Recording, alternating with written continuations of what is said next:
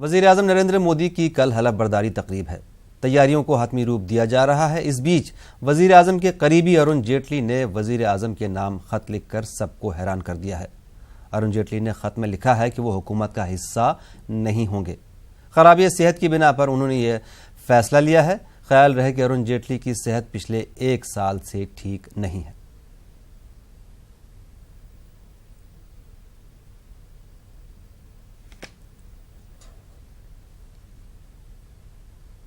वज़ीर-ए-आज़म नरेंद्र मोदी कल सुबह राजघाट जाएंगे।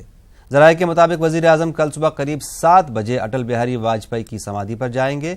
उन्होंने अरकान पार्लियामान को भी आने के लिए कहा है। इसके बाद Narendra Modi national war memorial भी जाएंगे।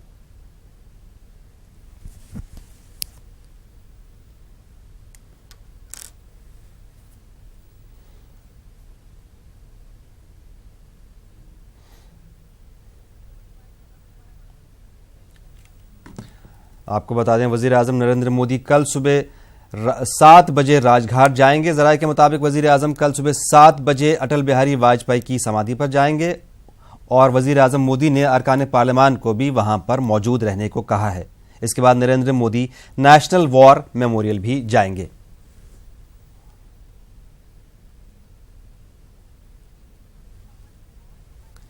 हमारे नुमाइंदे पवन गौड़ दिल्ली से हमारे साथ लाइन पर मौजूद हैं। पवन, वज़ीर-ए-आज़म कल सुबह, ये खबर आई है कि वज़ीर-ए-आज़म कल सुबह 7 बजे राजघाट जाएंगे। इस मामले में क्या अपडेट है?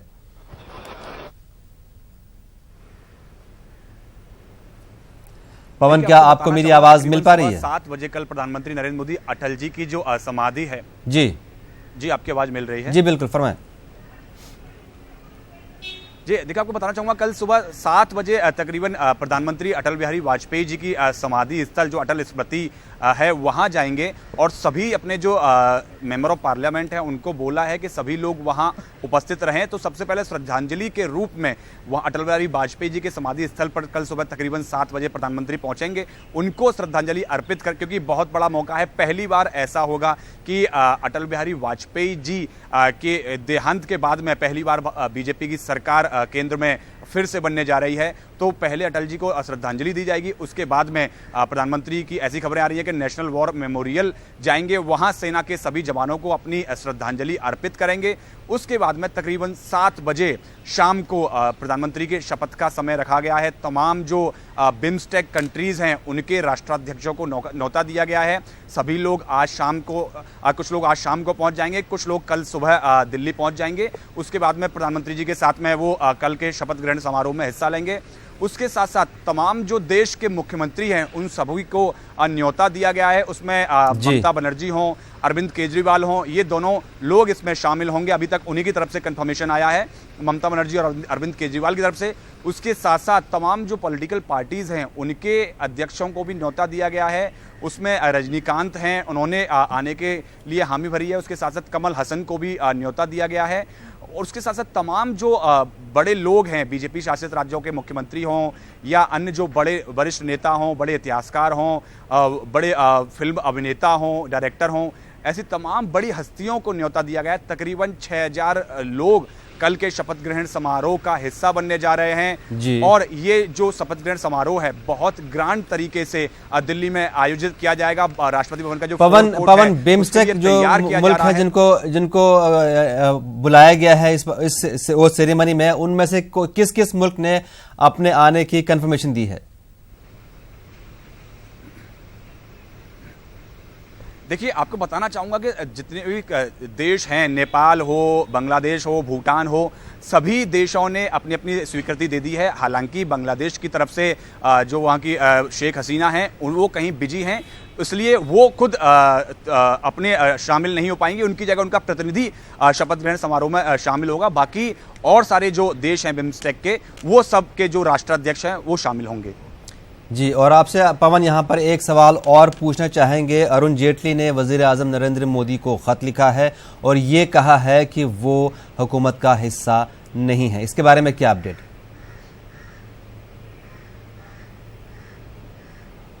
देखिए, आपको बताना चाहूँगा, पिछले कुछ दिनों से लगातार कयास चल रहे थे अरुण जेटली जी की स्वास्थ्य को लेकर। तो लगातार, क्योंकि उनकी स्वास्थ्य जो है चिंता का विषय बना हुआ है, वो लगातार डॉक्टरों के संपर्क में है, डॉक्टर लगातार अपना चेकअप करा रहे हैं। इसी के चलते उन्होंने प्रधानमंत्री जी को पत्र लिखा है और पत्र लिखकर ये कहा है कि क्योंकि उनका स्वास्थ्य ठीक नहीं है, इसलिए उनको अपने प्रॉपर ट्रीटमेंट के लिए थोड़ा वक्त चाहिए, इसलिए फिलहाल उनको कैबिनेट से बाहर रखा जाए। तो यही पत्र में लिखकर उन्होंने मांग की है कि क्योंकि उनका स्वास्थ्य ठीक नहीं है, अपने स्वास्थ्य की जो उनकी प्रक्रिया है, ट्रीटमेंट है, उसके लिए उनको थोड़ा वक्त चाहिए, इसलिए उनको अभी मंत्रिमंडल से दूर रखा जाए। जी, बहुत बहुत शुक्रिया पवन इस तमाम तर जानकारी के लिए। हालांकि आपको ये बता दें यहाँ पर नाज़रीन को कि पिछले कुछ दिनों से सोशल मीडिया पर गलत खबरें भी आ रही थीं, जिसमें ये कहा गया अरुण जेटली की सेहत को लेकर और उनके इंतकाल को लेकर गलत खबरें भी आ रही थीं। आगे बढ़ते इंतखाबात के बाद एक बार फिर मुसलमानों के खिलाफ ज्यादती के वाक़यात रोशनी में आ रहे हैं। लखनऊ आलमबाग मेट्रो स्टेशन में बापर्दा खातून को मेट्रो में सफ़र करने से रोक दिया गया। इतना ही नहीं, गार्ड ने खातून के साथ बदकलामी भी की। मामले की शिकायत मेट्रो चीफ सिक्योरिटी अफसर से की गई है, मगर शिकायत के बाद भी अब तक किसी तरह की कोई कार्रवाई नहीं की गई है।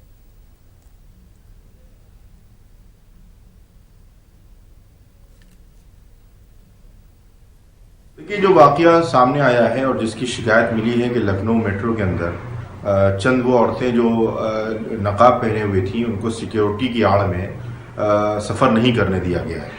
ये हमारे शहर लखनऊ के लिए भी बड़ी बुरी बात है कि जो शहर पूरी दुनिया में अपनी गंगा जमुनी तहजीब के लिए मशहूर हो, वहाँ पर सिर्फ लिबास की बुनियाद पर और बग़ैर किसी उस मकसद के किसी को सफ़र न करने देना और लिबास की बुनियाद पर लिबास को तासुब बनाकर सिक्योरिटी के नाम पर उतना मजबूर कर देना कि वो सफ़र ना कर सके, ये बड़े अफसोस की बात है। इसलिए कि जो महिलाएं हैं वो उनकी जिम्मेदारी यह है कि महिलाएं ही उनकी सिक्योरिटी का चेक करें और सिक्योरिटी पर्पज से जो भी फॉर्मेलिटीज़ अगर मेट्रो की तरफ से आयद होती हैं तो वो महिलाओं का हक बनता है कि महिलाएं उनसे पूछताछ भी कर सकती हैं, जांच भी कर सकती हैं।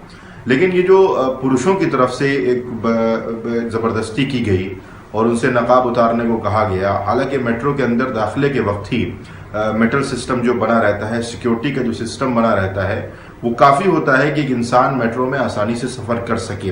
मैं लखनऊ मवैया मेट्रो स्टेशन पे गया आलमबाग के सफ़र के लिए। एंट्री गेट पे जब पहुंचे हैं, वहाँ एंट्री गेट पे जो लेडी गार्ड थी, उन्होंने पहले कहा कि आपको यही नकाब उतारना होगा। तो इस पर हमारे जो घर की महिलाएं थी, उन्होंने कहा कि नहीं, हम केबिन में चल के उतार देंगे, आप वहाँ पे चेक कर लीजिए। तो उसके बाद जेंट्स गार्ड भी जो थे वहाँ पे, वो भी आ गए और वो कहने लगे कि नहीं, आपको यहीं पे उतारना होगा। तो उसके बाद हमने भी कहा कि नहीं, हम यहाँ नहीं उतार सकते, आप केबिन में ले आके चेक कर लीजिए, आपके पास मेटल डिटेक्टर है, आप उससे चेक कर लीजिए। वहाँ जो मेन उनके जो गार्ड थे, जो बोल रहे थे कि आप नहीं जा सकते ऐसे, आपको नकाब उतारना ही पड़ेगा यहाँ पे, वो लोग नहीं माने। तो फिलहाल हमने लास्ट में कहा कि आप जो है हमारा टिकट एक काम करिए, वापस कर लीजिए और हम जाएंगे ही नहीं यहाँ से। यहाँ मेट्रो के आला अधिकारियों से कहना चाहेंगे कि इसके बारे में जो है आप थोड़ा विचार करें और हमें जो है दोबारा ऐसी परेशानी का सामना ना करना पड़े, क्योंकि हम आए दिन इसी से सफ़र करते हैं। लखनऊ में क्या अब मुस्लिम महिलाओं को अलाउड नहीं है ऐसे निकलना, नकाब हर जगह हटाना पड़ेगा। तो इसके लिए आप जो है थोड़ा समाधान करिए। टाइम मैगजीन ने पीएम मोदी को लेकर अपने सुर बदल दिए हैं। टाइम मैगजीन ने इलेक्शन से पहले एक कवर स्टोरी की थी जिसमें उसने नरेंद्र मोदी को हिंदुस्तान को तकसीम करने वाला लीडर बताया था, लेकिन अब एक महीने के बाद टाइम मैगजीन के मौक़िफ़ में नुमायां तब्दीली आई है। मैगजीन ने अपने इदारिये में मोदी की कसीदा ख्वानी की है। नए शुमारे में मैगजीन ने नरेंद्र मोदी को ऐसा लीडर बताया है जो हिंदुस्तान को मुत्तहिद करने वाला है।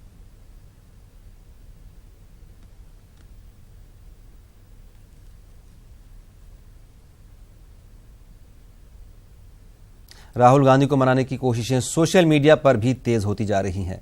कांग्रेस लीडरान राहुल गांधी से इस्तीफा वापस लेने की गुजारिश सोशल मीडिया पर कर रहे हैं। हरियाणा कांग्रेस के सदर अशोक तंवर, गुजरात कांग्रेस के सदर अमित चावड़ा, पंजाब के रुकने असेंबली अमरिंदर सिंह राजा और बिहार के एमएलसी प्रेमचंद मिश्रा ने ट्वीट करके राहुल गांधी से सदर के ओहदे पर बने रहने की गुजारिश की है। ख्याल रहे कि सीडब्ल्यूसी मीटिंग में राहुल सदर के ओहदे से इस्तीफा देने की पेशकश कर चुके हैं। इसके बाद से कांग्रेस लीडरान उन्हें मुसलसल मनाने की कोशिशों में जुटे हुए हैं। इधर कुछ डीपीसीसी वर्कर्स राहुल गांधी की रिहाइशगाह के सामने गैर मुआयना मुद्दत की भूख हड़ताल पर बैठे हैं।